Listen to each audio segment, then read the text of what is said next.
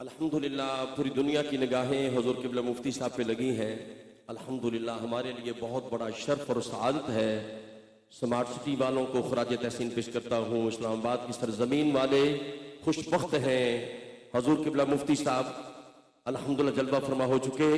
میں حضور قبلہ مفتی صاحب سے پہلے بانی محفل، میزبان محفل اور ہمارے انتہائی مکرم و محترم گروپ چیف جناب عزت مآب پیکر محبت پیکر شفقت عاشق رسول جناب ملک محمد اسلم صاحب سے گزارش کروں گا وہ کلمات تشکر کے لیے تشریف لائیں گے۔ جناب محترم ملک محمد اسلم۔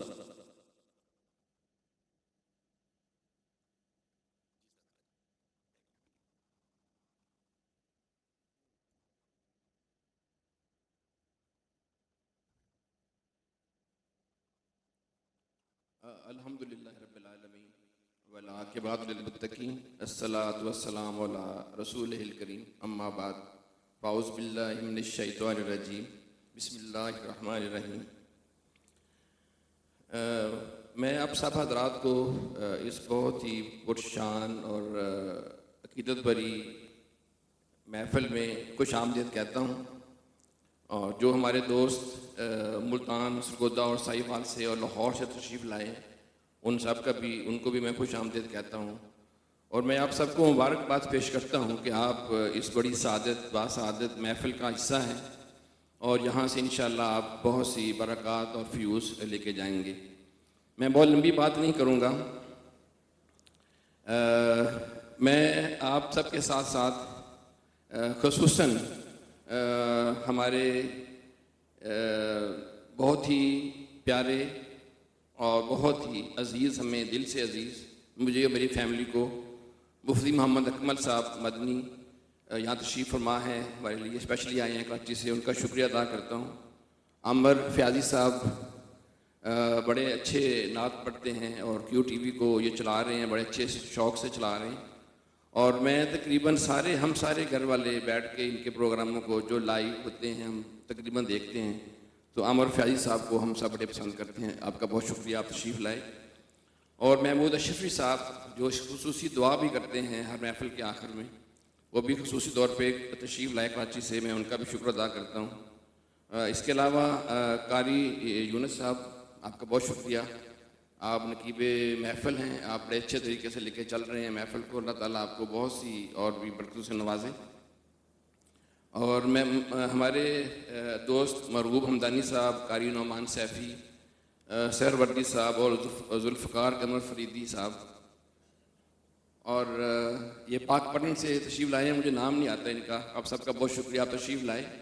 اور خصوصی طور پہ میں آپ سب کی طرف سے شکریہ ادا دوبارہ کرنا چاہتا ہوں مفتی محمد اکمل مدنی صاحب کا، کہ وہ خصوصی طور پہ صرف ہماری اس محفل کے لیے تشریف لائے ہیں۔ آپ کا بہت بہت شکریہ، اور میں امید کرتا ہوں کہ ان کے بیان سے، ان کی جو باتیں ہم سے کریں گے اس سے ہم سب بڑا فائدہ اٹھائیں گے، اور مجھے امید ہے کہ آئندہ بھی جب ہماری جو بڑی مسجد ہے جو فروری مارچ میں جس کا افتتاح ہونے جا رہا ہے، 8 سے 9 ہزار نمازیوں کی مسجد، اس کے افتتاح کے لیے بھی میں نے ایڈوانس بکنگ کے لیے درخواست کرنی ہے مفتی صاحب سے، کہ جب وہ ریڈی ہوگی تو انشاءاللہ ہم ان کو اس کے افتتاح کے لیے بلائیں گے۔ تو بہت بہت شکریہ، میں اسی کے ساتھ اجازت چاہوں گا۔ السلام علیکم ورحمۃ اللہ۔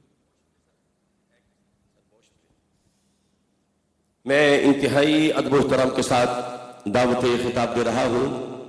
الحمدللہ پوری دنیا کے اندر ہمارا جانا ہوتا ہے، اور پوری دنیا کے اندر الحمدللہ لوگ گھروں میں بیٹھ کر حضور قبلہ مفتی صاحب کے جو پروگرام ہے، احکام شریعت ہے، اور آپ کے اور بہت سے فقہی مسائل کے حوالے سے قرآن و حدیث کا نور جو ہے الحمدللہ ان کے قلب و روح میں اڈلتے ہیں، اور ہمیں لوگ عرب و امارات میں جاتے ہیں، پوری دنیا کے اندر حضور مفتی صاحب کو سلام بھی پیش کرتے ہیں، الحمدللہ ان کی محبتیں، اور گھر بیٹھے وہ دین کو سیکھ رہے ہیں۔ یہ ساری برکات ARY کیو ٹی وی کی ہے۔ میں ARY کیو ٹی وی کے چیئرمین حاجی عبدالرؤف صاحب کے لیے بہت دعا گو ہوں، رب کائنات ان کو سلامت رکھے اور ان کی پوری فیملی کو حفظ و امان عطا فرمائے۔ حاجی عبدالرزاق یعقوب رحمۃ اللہ تعالی علیہ اور ان کی اہلیہ کو جنت الفردوس کے اندر اعلیٰ مقام عطا فرمائے۔ انتہائی ادب و احترام کے ساتھ دعوت خطاب دے رہا ہوں عالم اسلام کی عظیم علمی روحانی مذہبی اسٹار شخصیت، فخر اہل سنت، مبلغ عالم اسلام حضور قبلہ حضرت علامہ مولانا مفتی محمد اکمل مدنی دامت برکات القدسیہ، میں انتہائی ادب سے ملتمس ہوں کہ اپنے نورانی ملفوظات سے ہمارے قلب و روح کو محتر کریں۔ جب سے محفل شروع ہے کوئی نعرہ نہیں لگا، ذرا مفتی صاحب کی آمد پر ذرا اظہار محبت کریں تاکہ اسمارٹ سٹی کے در و دیوار یہ الحمدللہ گرد و نما جو ہے اللہ اور اللہ کے رسول کے نام سے گونجے۔ نعرہ تکبیر، نعرہ رسالت۔ میں انتہائی ادب سے ملتمس ہوں حضور قبلہ عزت مآب پیکر محبت پیکر شفقت حضرت علامہ مولانا مفتی محمد اکمل مدنی دامت برکات القدس۔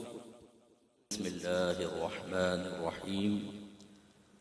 قال تبارک و تعالی فی القرآن المجید والفرقان الحمید لقد كان لكم في رسول الله أسوة حسنة۔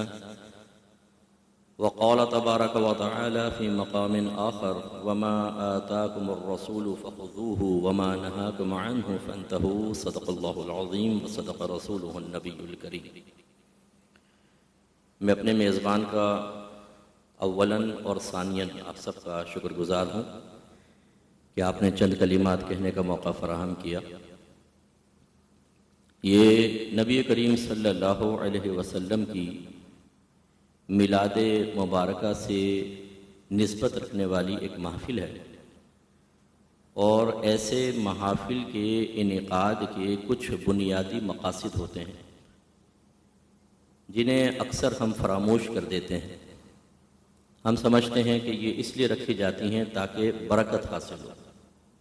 جی یہ بھی ایک مقصد ہے، اس کا انکار نہیں ہے، اور برکات حاصل بھی ہوتی ہیں، لیکن اصل میں تو نبی کریم صلی اللہ علیہ وسلم کی ولادت باسعادت اور آپ کی حیات طیبہ کی مختلف پہلوؤں پر کلام اس مقصد کے لیے کیا جاتا ہے تاکہ ہمیں بہت سی باتیں یاد آئیں۔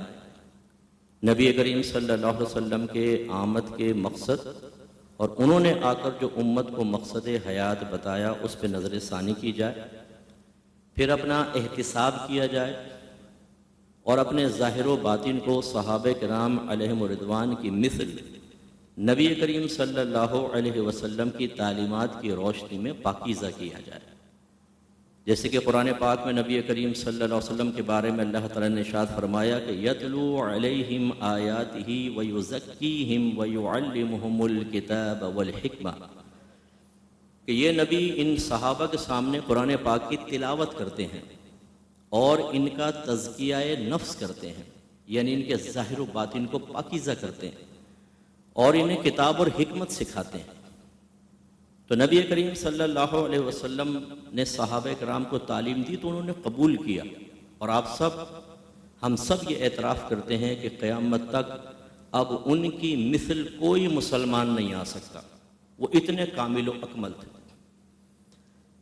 اب ہمارا المیہ یہ ہے کہ ہم آتے ہیں، سنتے ہیں، وقتی طور پہ بیٹھتے ہیں، بعض عقیدت میں آتے ہیں، بعض مروت میں آتے ہیں، یار دعوت دی ہے نہیں جائیں گے تو برا مان جائیں گے، چلو چلے جاتے ہیں، اور جو عقیدت میں آئے چاہے مروت میں، ہم صرف سننے کے لیے آتے ہیں، اس کے بعد اپنا احتساب کرنا، اپنی عملی زندگی میں کوئی تبدیلی پیدا کرنا، یہ ہمیں پسند نہیں آتا۔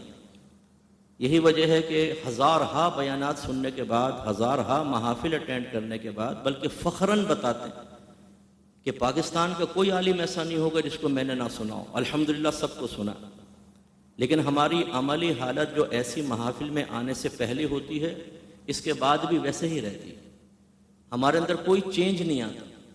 اس کا مطلب یہ ہوا کہ ان محافل کے اصل مقصد کو ہم فراموش کر بیٹھے ہیں، جسم ہے روح ختم ہو گئی۔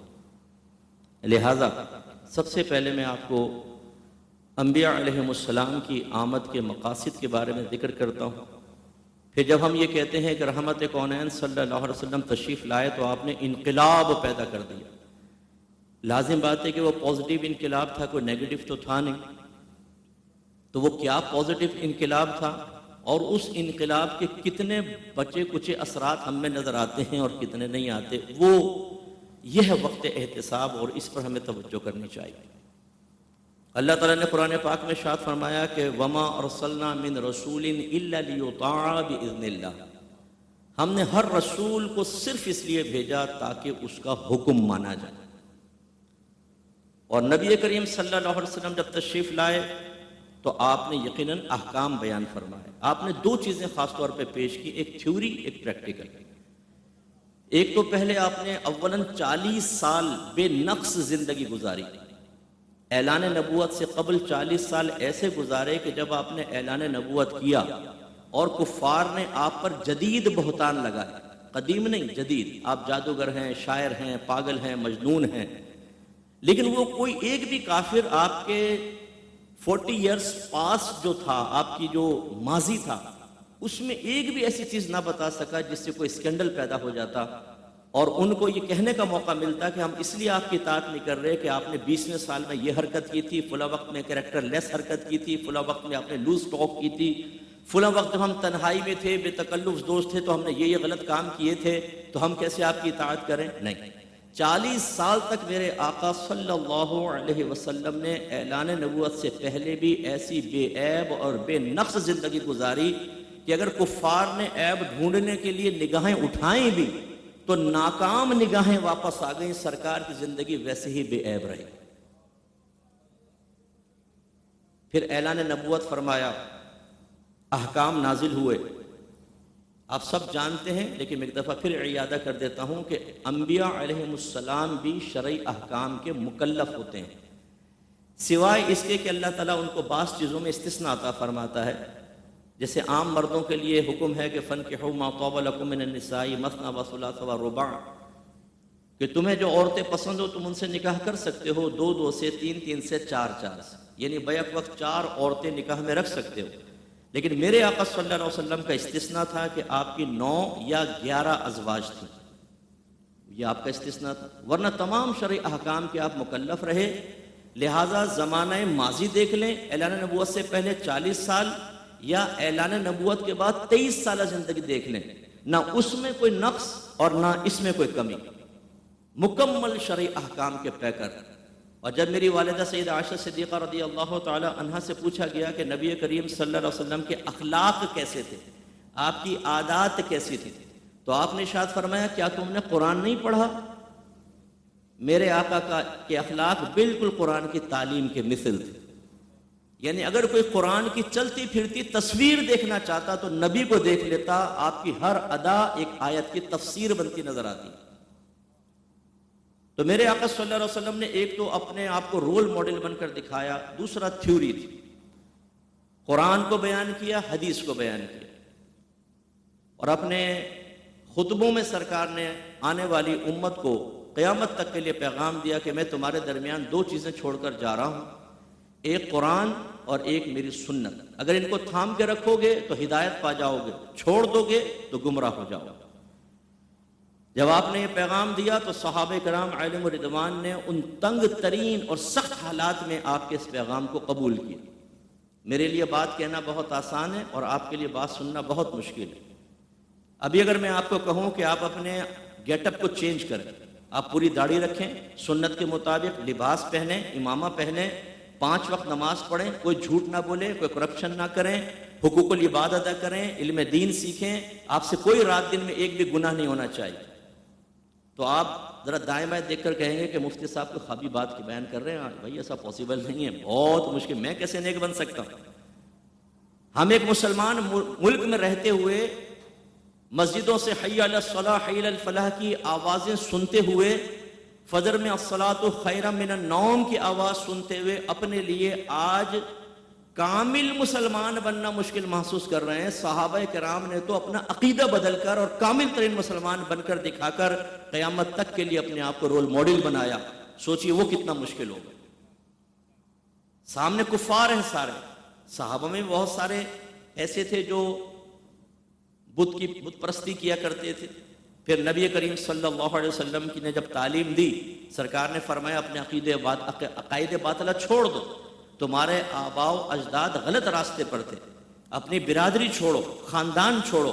اگر اسلام قبول کرنے کی وجہ سے تمہارے کاروبار میں نقصان آئے، تمہاری گیدرنگ ختم ہوتی ہو، تمہارا سرکل ٹوٹتا ہو، لوگوں کی آنکھوں میں اپنائیت کے بجائے اجنبیت پیدا ہوتی ہو، وہ پہلے پیار سے بات کر رہے ہیں اب چاہے نفرت سے پیدا کرتے ہوں، نفرت سے بات کریں، وہ اگرچہ پہلے تمہارے ساتھ بہت ہی پازیٹیو رہتے ہوں، جتنے نیگیٹو ہو جائیں، لیکن اسلام پر جم کر رہو۔ صحابہ کرام نے کہا لبیک یا رسول اللہ، ہم تیار ہیں۔ ذرا سوچئے اس دور میں کہ قریش سب سے خطرناک قوم تھی، اور یہ پڑھے لکھے لوگ نہیں تھے، یہ بات سے نہیں تلوار سے بات کرنا جانتے تھے، اور ان کے درمیان میرے آقا صلی اللہ علیہ وسلم نے تبلیغ کی، اور جب پہلی وحی آپ پر نازل ہوئی، بخاری کی روایت ہے، تو سرکار کے قلب انور پر ایک رعب طاری ہوا، دل تیزی سے دھڑکنے لگا۔ آپ غار حرا سے گھر میں تشریف لائے، فرمایا زملونی زملونی، مجھے کمبل اڑاؤ کمبل اڑاؤ۔ کمبل اڑایا گیا۔ بی بی خدیجہ الکبریٰ رضی اللہ تعالی عنہا میری آپ کی والدہ، پہلی والدہ، روحانی والدہ، انہوں نے پوچھا کہ کیا ہوا؟ سرکار نے ارشاد فرمایا کہ مجھ پہ اس طرح وہ فرشتہ آیا ہے، اس نے وحی دی ہے، اور مجھے خوف ہے کہ میری قوم میرے خلاف ہو جائے گی اور میرا کہنا نہیں مانے گی۔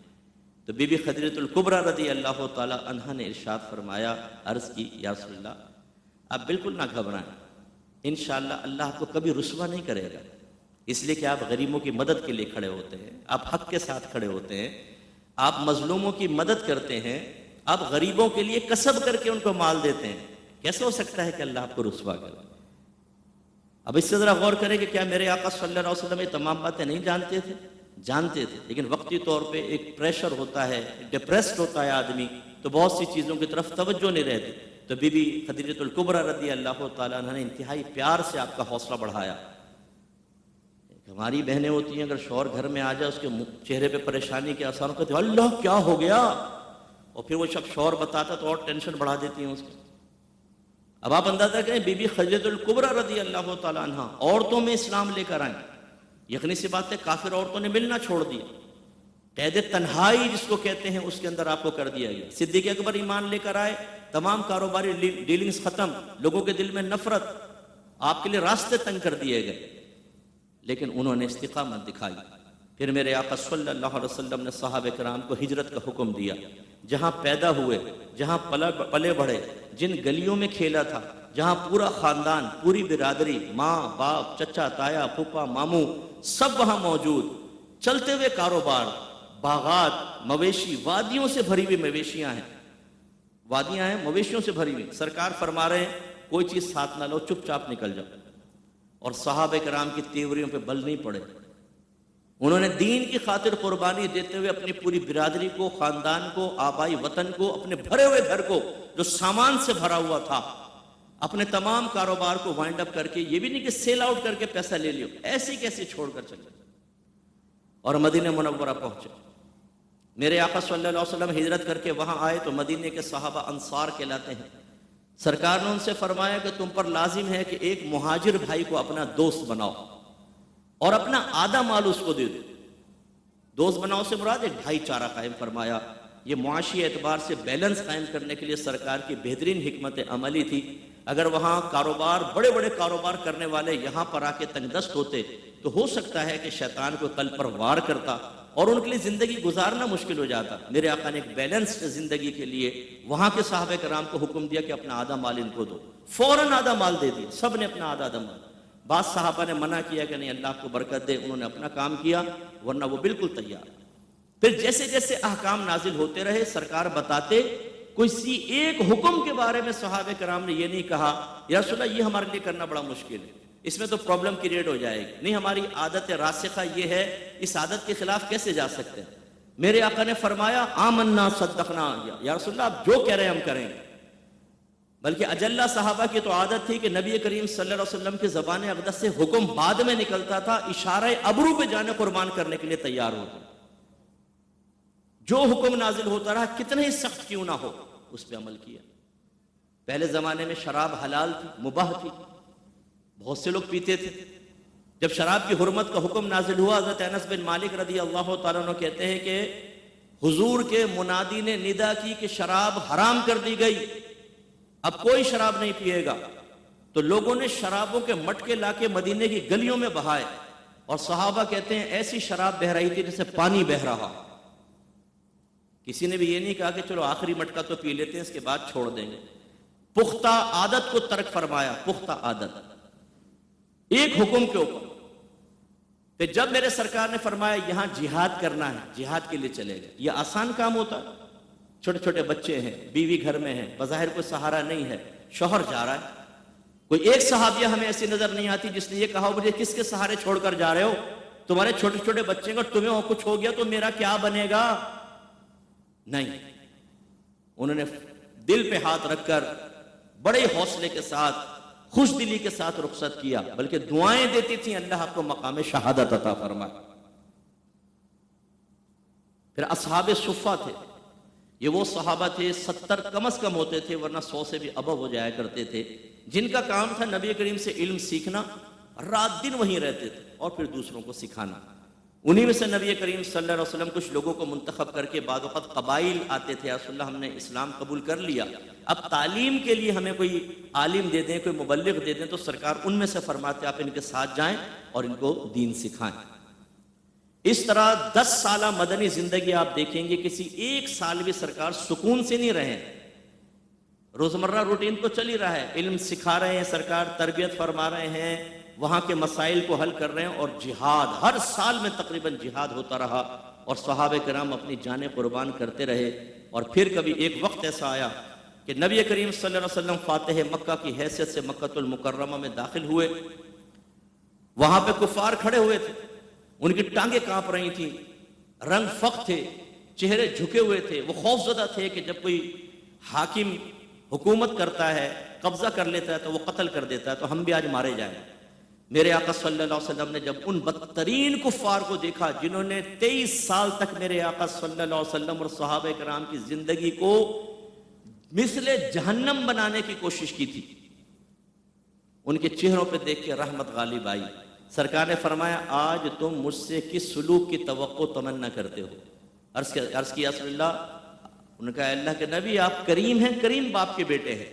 کہنے کا مطلب یہ تھا کہ کریم جب غالب آتا ہے تو اظہار کرم کرتا ہے، تو آپ بھی کرم فرمائیے۔ سرکار نے فرمایا لا تثریب علیکم اليوم، آج تم میں سے کسی پر کوئی گرفت نہیں ہے، جاؤ میں نے تم سب کو آزاد کر دی۔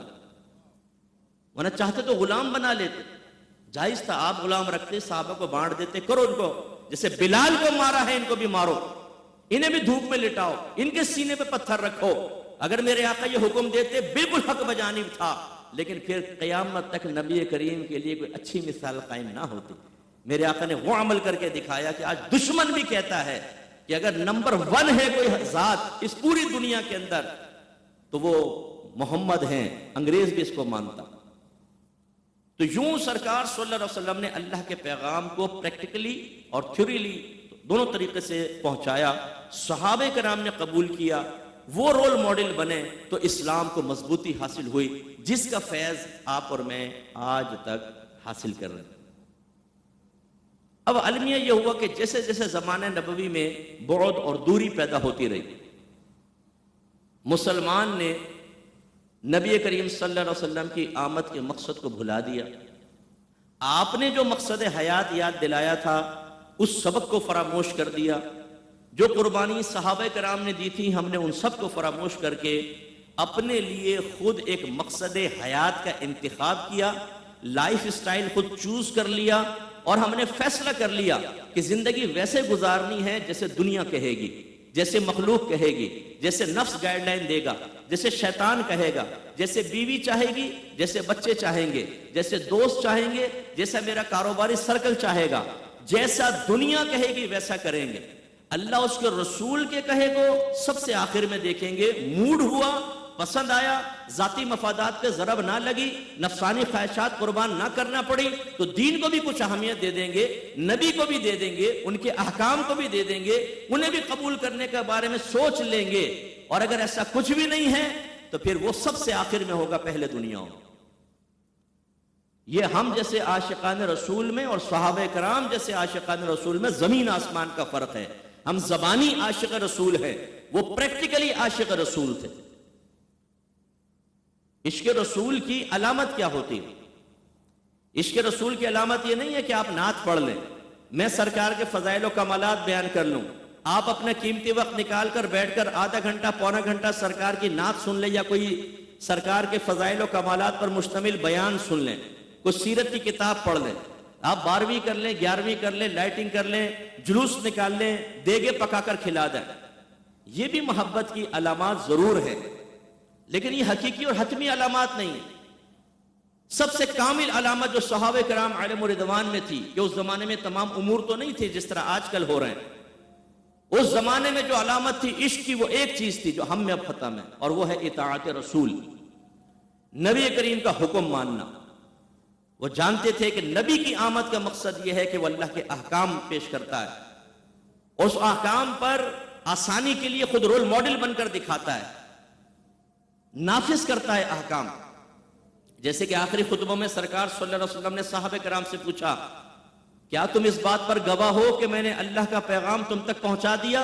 عرض کیا رسول اللہ ہم گواہ ہیں۔ فرمایا اللہ تو بھی گواہ ہو جا کہ میں نے تیرا پیغام ان لوگوں تک پہنچا دیا۔ اور پھر سرکار نے فرمایا لِيُبَلِّغُ الشَّاهِدُ الْغَائِبَ، چاہیے کہ موجود غائب تک میرے اس پیغام کو پہنچائے۔ تو صحابہ کرام حقیقی عاشق رسول تھے کہ انہوں نے تمام دنیا کے اور ہر قسم کے نفس و شیطان کے حکم پر اللہ کے نبی کے حکم کو فوقیت دی۔ انہوں نے اپنی پسند اور لوگوں کی پسند پر نبی کریم کی پسند کو فوقیت دی۔ انہوں نے اگر دیکھا نبی کریم صلی اللہ علیہ وسلم ایک چیز کو ناپسند کر رہے ہیں تو خود کتنی بھی پسند کیوں نہ ہو اس کو فوراً ترک کر دیا۔ اور ہم جیسے عاشق رسول وہ ہیں کہ جب ہمارے سامنے کوئی شرعی حکم بیان ہوتا ہے کہ یہ نبی کریم نے فرمایا، تو بعض اوقات ہم نے دیکھا ہے کہ چہرے کے زاویے بگڑ جاتے، چہرے کا رنگ بدل جاتا، چہرے پہ غصے کے آثار آ جاتے، بیزاریت اور کوفت کے آثار آ جاتے۔ اگر تم ہمیں تبلیغ کرنا شروع ہو گئے ہو، تم ہمیں سمجھا رہے ہو، اور وہ بھی خاص طور پر اگر کوئی ایسا شخص کر دے جس کو ہم اپنی مالداری، اپنی لینڈ کروزر کے مقابلے میں، بڑے بنگلے کے مقابلے میں، اپنے وسیع بینک بیلنس کے مقابلے میں دنیا کی دوڑ میں انتہائی کم سمجھ رہے ہوں، اس کے اوپر تو بہت ہی غصہ آنا شروع ہو جاتا ہے۔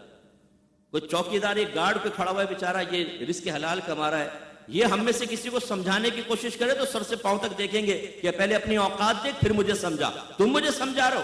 یہ اگر قرآن بھی بیان کر دے، حدیث بھی بیان کر دے، تو بعضوں کی ایگو اور انانیت اتنی ہوتی ہے وہ لگا چل بھائی باہر نکل، کوئی ٹی وی پہ آنے والا ہمیں سمجھائے گا تو مانیں گے، کوئی بہت بڑی گرینڈ موسک کا خطیب وہ ہمیں سمجھائے گا تو پھر ہاں وہ ہمارے اس کا کلیور میچ کرتا ہے، ورنہ نہیں بھائی تمہاری نہیں سنیں۔ آج ہم نے قرآن و حدیث کے پیغام کو سننا ایک بوجھ محسوس کرنا شروع کر دیا، حالانکہ میں نے آیت آپ کی خدمت میں ذکر کی۔ اللہ تعالیٰ فرماتا ہے وَمَا آتَاكُمُ الرَّسُولُ فَخُذُوهُ وَمَا نَهَاكُمْ عَنْهُ فَانْتَهُوا، یہ رسول جو تمہیں حکم دیں اس کو اختیار کرو، اور جس چیز سے منع کر دیں اس سے باز آ جاؤ۔ بخاری کی روایت آپ کو سنا رہا ہوں، غور سے سنیے۔ میرے آقا صلی اللہ علیہ وسلم نے ارشاد فرمایا کل امتی یدخلون الجنہ الا من ابا، میری پوری امت جنت میں جائے گی سوائے اس کے جس نے انکار کیا۔ صحابہ کرام نے عرض کیا رسول اللہ من یا ابا، اے اللہ کے رسول کون انکار کرے گا، آپ کا انکار کون کرے گا؟ سرکار نے ارشاد فرمایا کہ من اطاعنی دخل الجنہ، جس نے میری اطاعت کی اللہ تبارک و تعالی اس کو جنت میں داخل کرے گا۔ وَمَنْ عَصَانِي فَقَدْ أَبَا، اور جس نے میری نافرمانی کی، جس نے میرے حکم کو نہیں مانا، جس نے میرے حکم کو معمولی سمجھ کے پس پش پھینکا، جس نے میری حکم عدولی کرنا بالکل معمولی اور اپنی عادت میں شامل کر لیا، فرمایا اس نے میرا انکار کیا۔ یاد رکھیں انکار دو طرح کا ہوتا ہے، ایک ہوتا ہے سرکار کو نبی ماننے سے انکار کرنا کہ میں نبی نہیں مانتا ہوں، یہ تو کافر ہو جائے گا، اور ایک یہ ہوتا ہے کہ امتی یہ کہہ رہا ہوتا ہے کہ میرے نبی ہیں، آخری نبی ہیں، میں ان کو نبی مانتا ہوں، اقرار کرتا ہوں، جو انہوں نے کہا حق کہا، لیکن جو حکم دیتے ہیں اس حکم کو پورا نہیں کرتا، تو یہ ایک عملی انکار ہوتا ہے۔ یہاں یہ مقصود ہے، سرکار نے فرمایا جس نے میرا کہنا مانا وہ جنت میں جائے گا، اور جس نے میرا کہنا نہ مانا بلکہ میری نافرمانی کی، اس نے میرا انکار کیا، یعنی وہ جہنم میں جائے گا۔ لیکن آپ غور کر لیں کہ ان باتوں کو سننے کے بعد یہ محفل ختم ہوگی، ہم باہر نکلیں گے، ویسے ہی ہمارے دانت پھیل رہے ہوں گے، ویسے ہی ہمارا لائف اسٹائل ہوگا، ویسی کوئی ٹینشن نہیں، ہمیں فجر کی نماز قضا ہو جائے کوئی مسئلہ نہیں، ایک کاروباری ڈیل ہماری ختم ہو جائے، اس میں ہم ناکام ہو جائیں، ایک بڑا ٹھیکہ نہ ملے تو 3 مہینے 4 مہینے تک اتنا منہ بن کر رہتا ہے، 5000 کا نوٹ ہماری جیب سے گر جائے تو پھر ہم کچھ دن تک افسردہ رہتے ہیں۔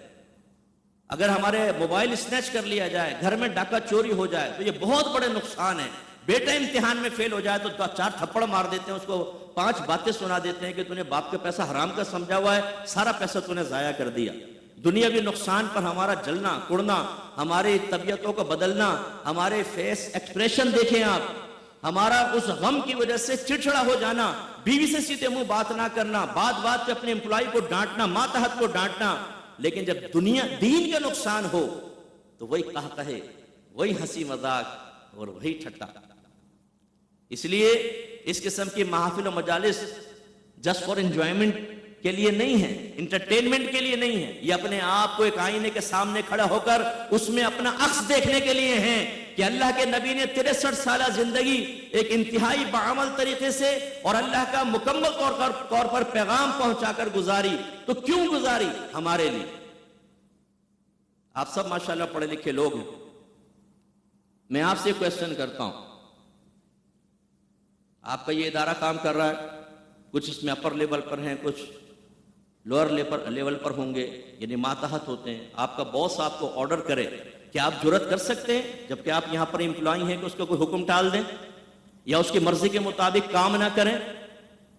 اور اگر آپ کریں گے تو کیا آپ اس قابل ہیں کہ آپ کو اس ادارے میں رکھا جائے اور آپ کو مکمل سیلری اور بینیفٹ دیے جائیں؟ مجھے بتائیے.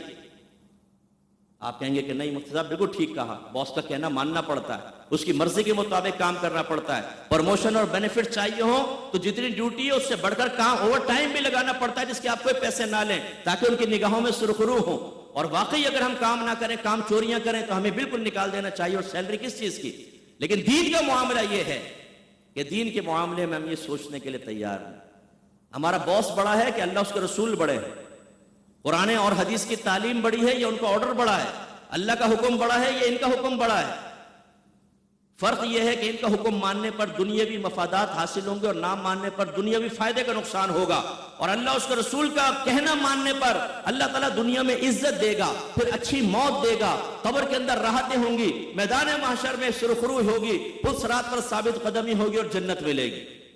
اور اگر نبی اور اللہ کا کہنا نہ مانا تو ایک بری موت، دنیا میں ذلت، رسوائی، بے چینی، اضطراب، گھر میں بے برکتی، چڑچڑاپن، اولاد کی نافرمانی، بیوی کی سرکشی، اور پھر ایک بری موت، سخت عذاب قبر، میدان معاشر کی ذلت، پل صراط پر پکڑ کر فرشتے جہنم میں پھینک دیں گے اور پھر جہنم میں داخلہ اگر اللہ ناراض ہوا. اللہ نہ کرے کہ ہمارے ساتھ ایسا ہو. لیکن بہرحال جس سرکشی کے ساتھ ہم زندگی گزار رہے ہیں کہ اللہ کے نبی کے حکم کو ایسا ہم لیتے ہیں بالکل جیسے کوئی بچہ ہم سے ریکویسٹ کر رہا ہو معاذ اللہ. تو اس لیے ذرا غور کیجئے کہ ہم کس روش پر جا رہے ہیں.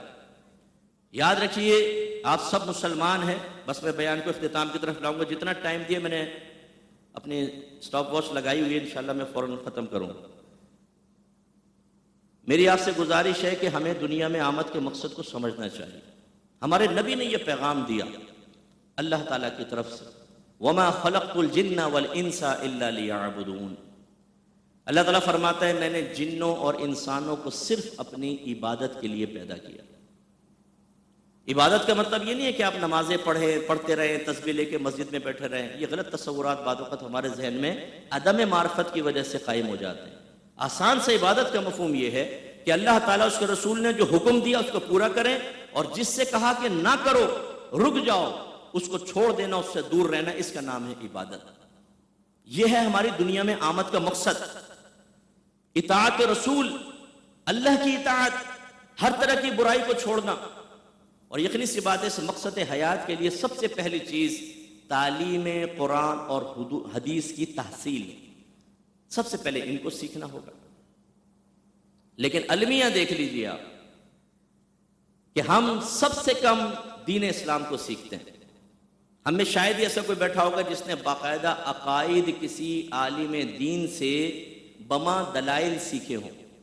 اللہ کی ذات، صفات، نبوت، رسالت، نبی، رسول، آسمانی کتابیں، جنت، دوزخ، جن، فرشتے، تقدیر، آخرت، شاید ہی کسی ہم نے عالم سے سیکھے.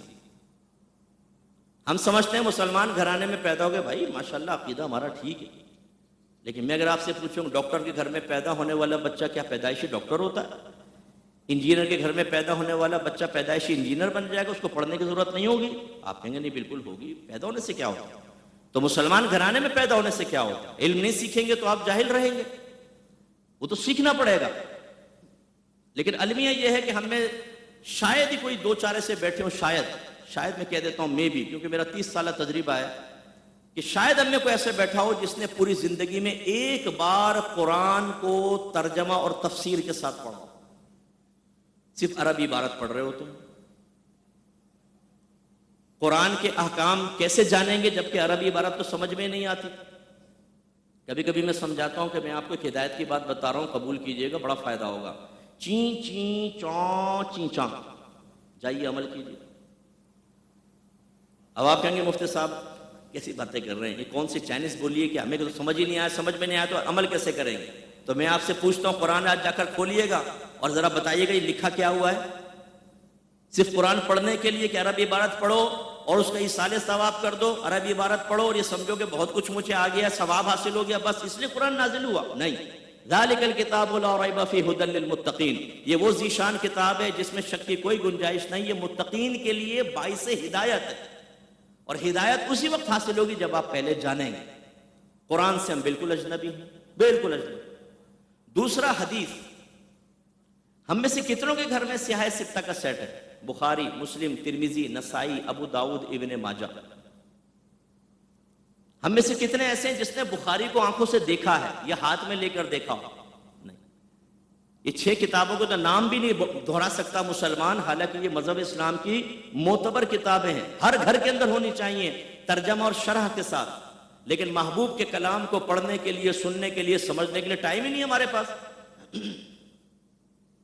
تیسری چیز، دنیا میں آمد کے مقصد کی تکمیل کے لیے سیرت مصطفیٰ کا مطالعہ تھا کہ سرکار کی حیات طیبہ کا مطالعہ کر کے اس کو آئینہ بنا کے اس کے عکس، اپنا عکس اس میں دیکھ کر جہاں نقص نظر آتا اس کو کامل کرتے اور بالکل اس سیرت کے مطابق ہو جاتے. لیکن ہم میں سے شاید ہی ہمارے گھروں میں سے شاید ہی کوئی ایسا گھر ہوگا جس میں سیرت مصطفیٰ پر کوئی کتاب ہوگی اور ہم نے زندگی میں ایک بار پڑھی ہوگی کہ سرکار پیدا ہوئے تھے، کیا ہوا تھا، پھر لڑکپن کیسے گزرا، بچپن کیسے گزرا، نوجوانی، جوانی، پھر اعلان نبوت، پھر 13 سالہ مکی زندگی، پھر 10 سالہ مدنی زندگی کیسے گزاری میرے آقا نے. پہلے سال، دوسرا، تیسرا، چوتھا، پانچواں، چھٹا، ساتواں، آٹھواں، نواں، 10واں کیا کیا ہوا تھا؟ نو. اگر آج غیر مسلم آ کر ہم سے کوشچن کر لے نا کہ ذرا اپنے نبی کی زندگی کی کچھ باتیں مجھے بتاؤ، تو صحیح بات یہ ہے کہ ہم وہ باتیں نہیں بتا سکتے. اگر وہ آ کے پوچھے کہ اللہ کا انٹروڈکشن پیش کرو 2-4 جملوں کے اندر اپنے رب کا، تو ہمارا مسلمان اپنے ذہن میں جملے مرتب کرتا رہے گا کہ اپنے رب کا تعارف کیسے پیش کروں. اور اسی طرح اسلامی تعلیمات کو سیکھنا جو قرآن و حدیث کے ہی نچوڑ ہے، جس میں علماء کرام کی تلقینات بھی شامل ہوتی ہیں. اللہ تعالیٰ نے فرمایا یا ایھا الذین آمنوا اطیعوا اللہ واطیعوا الرسول واولی الامر منکم، اے ایمان والو اللہ کی اطاعت کرو، اس کے رسول کی اطاعت کرو اور ان کی جو تم میں حکم والے ہیں، یعنی علماء اسلام جو باعمل ہیں، جو لوگوں کی تربیت کرتے ہیں، انہیں دین سکھاتے ہیں، ان کا حکم مانو. یہ اللہ نے ارشاد فرمایا. اس کا مطلب یہ ہوا قرآن و حدیث میں تمام باتیں نہیں ہوں گی. آج سوشل میڈیا پہ بہت سارے لوگ بیٹھ کر ایک ہاتھ میں قرآن ایک ہاتھ میں حدیث لے کر کہتے ہیں کہ صرف قرآن حدیث پڑھو اس میں سب کچھ ہوگا، جبکہ آپ کا رب فرما رہا ہے کہ نہیں. اس آیت کے ذریعے ہمیں پیغام دے رہا ہے قرآن و حدیث میں سب کچھ نہیں ہے، اس کے علاوہ بھی ہے، اور ان کی ذمہ داری علماء کی طرف. اس لیے فرمایا فَاسْأَلُوا أَهْلَ الذِّكْرِ إِن كُنتُمْ لَا تَعْلَمُونَ، اگر تم نہیں جانتے اہل علم سے کوشچن کرو، اہل علم سے پوچھو. جب سرکار صلی اللہ علیہ وسلم نے حضرت معاذ بن جبل رضی اللہ تعالی عنہ کو یمن کا حاکم بنا کر بھیجا تو پوچھا اے معاذ کس چیز سے فیصلہ کرو گے؟ عرض کی قرآن پاک سے. فرمایا فَإِن لَمْ تَجِدْ، اگر تم قرآن میں وہ مسئلہ نہ پاؤ تو کہا کہ پھر سنت رسول آپ کی حدیثوں سے کروں گا. سرکار نے فرمایا فَإِن لَمْ تَجِدْ، اگر تو اس میں نہ پائے تو عرض کی پھر میں اپنی رائے سے فیصلہ کروں گا، اجتہاد کروں گا. تو میرے آقا صلی اللہ علیہ وسلم خوش ہوئے اور آپ نے سینہ اقدس ان کے اپنا دست اقدس ان کے سینے پہ محبت سے مارا اور فرمایا کہ اللہ کا شکر ہے کہ اللہ نے اس کے قاصد کو اس چیز کی توفیق عطا فرمائی جس نے اس کے رسول کو راضی کر دیا. بعض لوگ کہتے ہیں کہ بس اس سے آگے نہ جاؤ، قرآن حدیث قرآن حدیث کو، اور صرف بخاری مسلم 2 نام لیں گے آپ کے سامنے. بہت بڑا دھوکہ ہے. یہ میرا کویسچن ہے، سب سے کویسچن ہے کہ یہ بتائیے کہ کیا سب کچھ صرف بخاری اور مسلم کے اندر ہے؟ اف یس، اگر کوئی یہ دعویٰ کرے تو پھر میں 10 کویسچن اس کے سامنے رکھوں گا کہ ثابت کر کے دکھاؤ کہ بخاری مسلم میں یہ ہے کہ نہیں. یہ بہت بڑا دھوکہ ہے، آپ سب کو یہ سمجھنا چاہیے۔ قرآن میں بہت کچھ ہے، بہت سی چیزیں نہیں ہیں، وہ تفصیل پھر آپ کو حدیثوں میں ملے گی۔ ان میں بھی جب تفصیل نہیں ملے گی، جیسے کرنٹ ایشوز کے اوپر کلام کرنا ہے، آج جو آپ بزنس کر رہے ہیں، جن ٹرم اینڈ کنڈیشنز کے ساتھ کرتے ہیں، ذرا ان کی ایک نظیر بھی مجھے قرآن و حدیث میں دیکھ کر بتائیں ذرا، یا فقہ کے اندر دکھائیے۔ جس طرح آپ آن لائن ٹریڈنگ کرتے ہیں، انٹرنیٹ پر ٹریڈنگ کر رہے ہیں، آج جس طریقے سے آپ کاروبار کے اپنے شرائط طے کرتے ہیں، گورنمنٹ کے ساتھ آپ کے معاملات اور معاہدات ہوتے ہیں، کیا یہ عین قرآن و حدیث کے مطابق ہیں؟ ملیں گے نہیں آپ کو قرآن و حدیث میں اس کی نظیر، پچھلے زمانے کے اندر نہیں ملے گی، کیونکہ جدید چیزیں ہیں۔ یہ کون حل کرے گا؟ علماء اسلام۔ اور اس سے بھی ہم بہت دور ہو گئے۔ آج ہم نے اسلام کو سمجھنا چھوڑ دی۔ اللہ تعالیٰ نے فرمایا یا ایھا الذین آمنوا ادخلوا فی السلم کافہ، اے ایمان والو اسلام میں پورے پورے داخل ہو جاؤ۔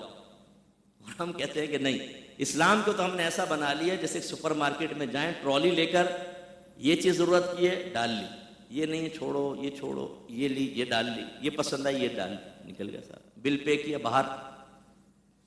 ایسا ہم نے قرآن حدیث اور اسلام کی تعلیم کو بنا لیا۔ ایک خیالی ٹرالی لے کے نکلتے ہیں، یہ حکم سامنے آیا، پسند آیا، ٹھیک نہیں آیا، بھائی یہ نہیں، یہ نہیں، یہ نہیں، اتنا اپنی مرضی کے اسلام لیے ہوئے ہیں۔ کسی نے داڑھی رکھ لی ہے تو وہ باقی اسلام سیکھنے سے کورا، وہ سمجھتا ہے کہ اسلام میں داڑھی آ گئی، حالانکہ اسلام میں داڑھی میں اسلام آ گیا، حالانکہ اسلام میں داڑھی ہے، داڑھی میں تو اسلام نہیں ہے۔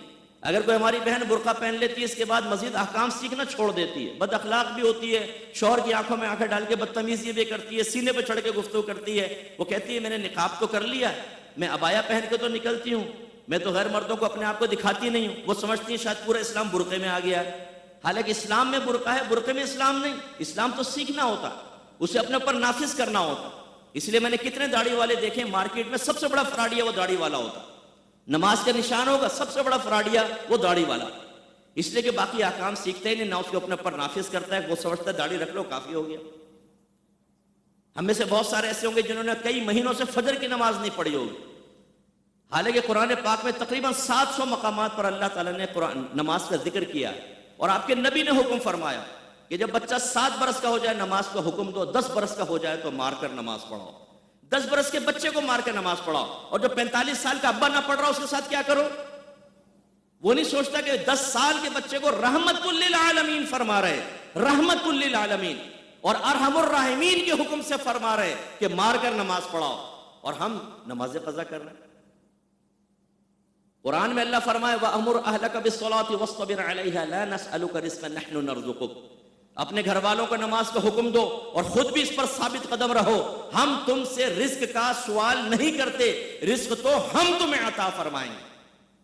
اور یہاں گھر کا سرپرست خود ایک برا رول ماڈل بن کر، بے نمازی بن کر، قرآن کو چھوڑ کر، حدیث کو چھوڑ کر، نبی کریم کی نافرمانی پر دلیل اور جرأت مندی کے ساتھ عمل کر کے اپنے بیوی بچوں کو کہتا ہے کہ تم بھی دلیر ہو جاؤ اللہ کی نافرمانی کو۔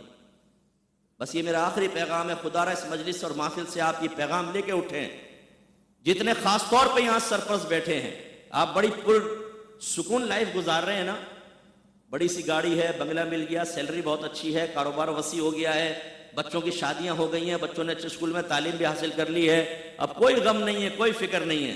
ٹینشن تو آپ کا شروع ہوگا مرنے کے بعد۔ جس نے اللہ تبارک و تعالیٰ اس کے رسول کے احکام کو معمولی سمجھ کر چھوڑا، ٹینشن تو اس کے لیے ہے، کیونکہ آپ کے نبی نے فرمایا کلکم راعین وکلکم مسئول عن رعیتہ، تم میں سے ہر شخص نگہبان ہے، تم سے تمہارے نیچے والے ماتحت کے بارے میں کوشچن ہوگا۔ پھر فرمایا حاکم اپنی رعایا پر حکمران ہے، نگہبان ہے، اس سے اس کی رعایا کے بارے میں، پولیٹیشن سارے پھنسیں گے میدان معاشر میں، ایک ایک چیز کا حساب دینا ہوگا۔ ایسے ہی دوسرا فرمایا مرد اپنے گھر پر نگہبان ہے، اس سے اس کے بیوی بچوں کے بارے میں کوشچن ہوگا۔ کیا کوشچن ہوگا؟ میں بتاتا ہوں آپ کو، کوشچن یہ ہوگا تم نے کتنا علم دین سکھایا تھا انہیں، عقائد سکھائے تھے، احکام شرعی عملیہ سکھائے تھے، انہیں گناہوں کی صغیرہ کبیرہ ظاہری باطنی گناہوں کی معرفت دی تھی، انہیں نیکی کا حکم کیا تھا، برائی سے روکا تھا؟ آپ کہیں گے کہ نو، تو میں آپ کو بتاتا ہوں، سمجھاتا ہوں، ذرا غور کیجئے گا۔ جس بیوی بچوں کے لیے آج ہم حرام کما رہے ہوتے ہیں، بعض اوقات ہم ان کی چہروں کی مسکراہٹ کے لیے اللہ رسول کے احکام کو اکلمنے کے لیے پس پش پھینک دیتے ہیں، یہ بیوی بچے کلیم دائر کریں گے اللہ کی بارگاہ میں، کہیں گے اللہ تعالیٰ اس کو پکڑ، یہ وہ شخص تھا جس نے ہمیں احکام نہیں سکھائے، ہمیں نیکی کا حکم نہیں کیا، برائی سے نہیں روکا، اگر یہ کرتا تو ہم نجات پا جاتے، اس کو پکڑ، تو اللہ تعالیٰ اس کی نیکیاں نکال کر اس کی نیکی نکال کر ان کے نام اعمال میں، اور حساب پورا نہیں ہوگا تو بیوی بچوں کے گناہ نکال کر اس کے نام اعمال میں ڈالے گا۔ تو ایک روایت میں آخر میں سرکار نے فرمایا ایسے شخص کو جہنم میں جانے کا حکم ہوگا تو ایک فرشتہ ندا کرے گا، لوگوں دیکھو یہ وہ شخص ہے جو اپنے بیوی بچوں کی وجہ سے جہنم میں چلا گیا۔ آپ نے یہ حدیث سنی ہے، دنیا مومن کے لیے قید خانہ اور کافر کے لیے جنت ہے یہ دنیا قید خانہ ہمارے لیے؟ یہ کس طرح قید خانہ بنتی ہے؟ جب ہم شرعی حکم معلوم کرتے ہیں، جب اس پہ عمل کرتے ہیں، تو وہ شریعت یہ کہتی ہے یہ مت سوچو، یہ سوچ سکتے ہو، یہ مت دیکھو، یہ دیکھ سکتے ہو، یہ مت سنو، لیمیٹیشنز ہیں، یہ سن سکتے ہو، یہ مت بولو، یہ بول سکتے ہو، ادھر سے پیسہ مت کماؤ، یہاں سے کما سکتے ہو، ادھر خرچ مت کرو، ادھر کر سکتے ہو، اس سے دوستی مت کرو، اس سے کر سکتے ہو، اس محفل مجلس میں نہ جاؤ، اس میں جا سکتے ہو، یہ عبادت کرو، یہ گناہ چھوڑنا ہوگا، یہ عمل کر سکتے ہو، یہ عمل نہیں۔ جب انسان اس طرح پابندیاں برداشت کرتا ہے تو پھر وہ کہتا ہے کہ واقعی یار زندگی تو ایک قید خانہ ہے، اور فطرت انسانی میں اللہ تبارک و تعالیٰ نے چیز رکھی ہے کہ اگر یہ ہمت کر لے تو اس کی طبیعت، اس کی فطرت پابندی کو قبول کر لیتی ہے۔ جیسے آپ جو جتنے یہاں کام کر رہے ہیں، آپ رولز اینڈ ریگولیشنز کے پابند ہیں۔ ابھی ہم آئے تو وہ بیچ میں کئی نے وہ ہرڈلز لگے ہوئے تھے، وہ سیٹیاں مار مار کے اشارہ کیا، انہوں نے وہیں گاڑی موڑ دی کہ بھائی آرڈر ہے، ٹھیک ہے، رولز تو نہیں توڑ سکتے، اس پہ تو نہیں چڑھا سکتے۔ کاش یہی جذبہ اللہ اس کے رسول کے احکام کے سلسلے میں بھی ہو جائے، پیدا ہو جائے، کہ اگر کوئی کہے یار آزادانہ زندگی گزارو، آپ کہیں گے نہیں یار اللہ اس کے رسول کے اصول کو تو نہیں توڑ سکتے۔ اس کے لیے آئیے علم دین سیکھیے، QTV اس کے لیے بہترین پلیٹ فارم ہے۔ اس کے علاوہ اگر چاہیں تو میرا نمبر آپ لیجئے گا، ہماری اکیڈمی ہے، ہم آن لائن بھی بہت سارے لوگوں کو کورسز کراتے ہیں، فیمیلز کو بھی کراتے ہیں۔ ہمارے بھائیوں بہنوں فرض علوم کورس کم از کم کریں، اپنے مذہب اسلام کی بنیادی تعلیمات حاصل کریں، اور موت سے پہلے ہمت کر کے اپنے اندر وہ انقلاب پیدا کرنے کی کوشش کریں جس انقلاب کو آپ سراہتے ہیں کہ جی ہمارے نبی نے انقلاب پیدا کیا۔ وہی بات میں نے کہی تھی، وہ کہاں ہے ہمارے اندر انقلاب؟ وہ انقلاب ختم ہو گیا اس لیے کہ ہم نے تعلیم شرع کو معمولی سمجھ کر حاصل کرنا چھوڑ دیا ہے۔ اللہ تبارک و تعالیٰ سے دعا ہے کہ رب کریم جو کچھ سنا اس پر عمل پیرا ہونے، اس کو ذہن میں محفوظ رکھنے، اس پہ غور و تفکر کر کے اپنا احتساب کر کے اپنی عملی حالت کو تبدیل کرنے اور اس پیغام کو دوسروں تک بے عین ہی پہنچانے کی توفیق عطا فرمائے، آمین۔ وآخر دعوانا ان الحمدللہ۔ دعا کر لیجئے، حضرت فرما رہے ہیں بسم اللہ الرحمن الرحیم، الحمدللہ رب العالمین والصلاة والسلام علی سید الانبیاء والمرسلین، یا ارحم الراحمین یا ارحم الراحمین یا ارحم الراحمین۔ اے مالک مولا ہم سب کا یہاں جمع ہونا اپنی بارگاہ میں قبول و منظور فرما لے۔ مالک مولا جن لوگوں نے اس محفل کا اس کو موت سے پہلے باعمل بنانے کی توفیق عطا فرما۔ اے پاک پروردگار ہمیں موت سے پہلے اپنی قبر کو جنت کے باغوں میں سے باغ بنانے والے اعمال اختیار کرنے کی توفیق عطا فرما، اپنی قبر کو جہنم کے گڑھوں میں سے گڑھا بنانے والے اعمال چھوڑ دینے کی توفیق و ہمت عطا فرما۔ اے پاک پروردگار ہم سب کی علم، عمر میں، روحانی قوتوں میں، درجات میں، رزق حلال میں، کاروبار میں، صحت میں، عمل میں بے حد برکت عطا فرما۔ ہمیں حاسدوں کے حسد، شریروں کے شر، دشمنوں کی دشمنی، ناگہانی آفات، جادو ٹونے، آسیب، نظر بد سے محفوظ فرما دے۔ ہماری جتنی پریشانیاں، فکریں، مصیبتیں، آفتیں، ذہنی ٹینشنز ہیں یا رب کریم ان سب کو دور فرما دے۔ جو ہمارے کام اٹک گئے ہیں غیب سے ان کے حل کے لیے امداد عطا فرما۔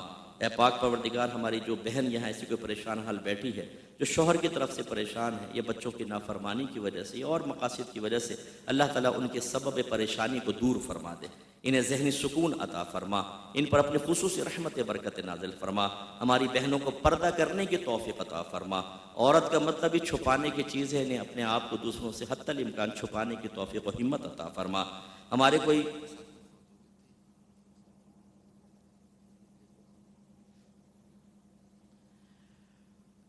اور جتنے ہمارے مرد حضرات بیٹھے ہیں اللہ تعالیٰ ان میں جو پریشان حال ہیں، ڈپریشن کا شکار ہیں، بے سکونی، اللہ تعالیٰ ان کی بھی پریشانیاں دور کر دے۔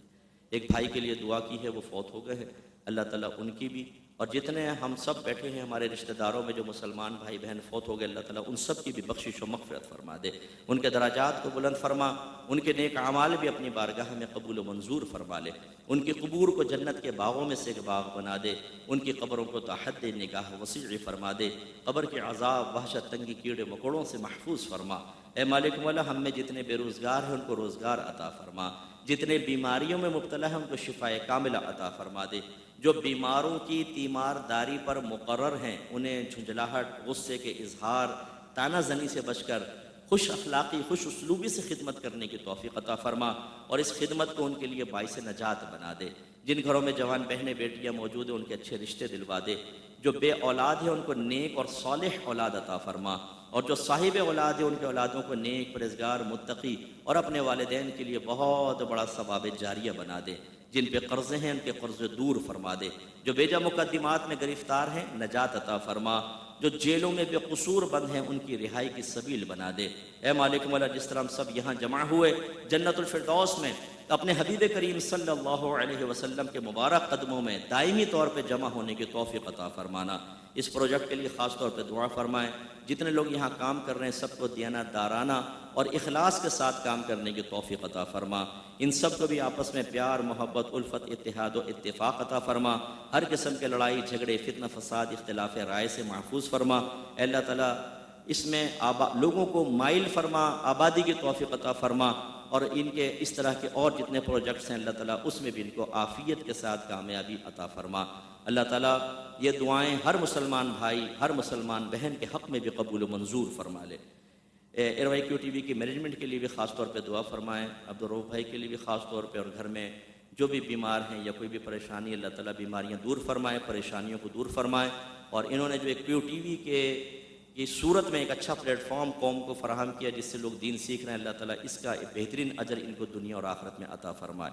صلی اللہ تعالی علی خیر خلقہ و نور عرشہ سیدنا و مولانا محمد وعلی آلہ و صحبہ اجمعین برحمتک یا ارحم الراحمین۔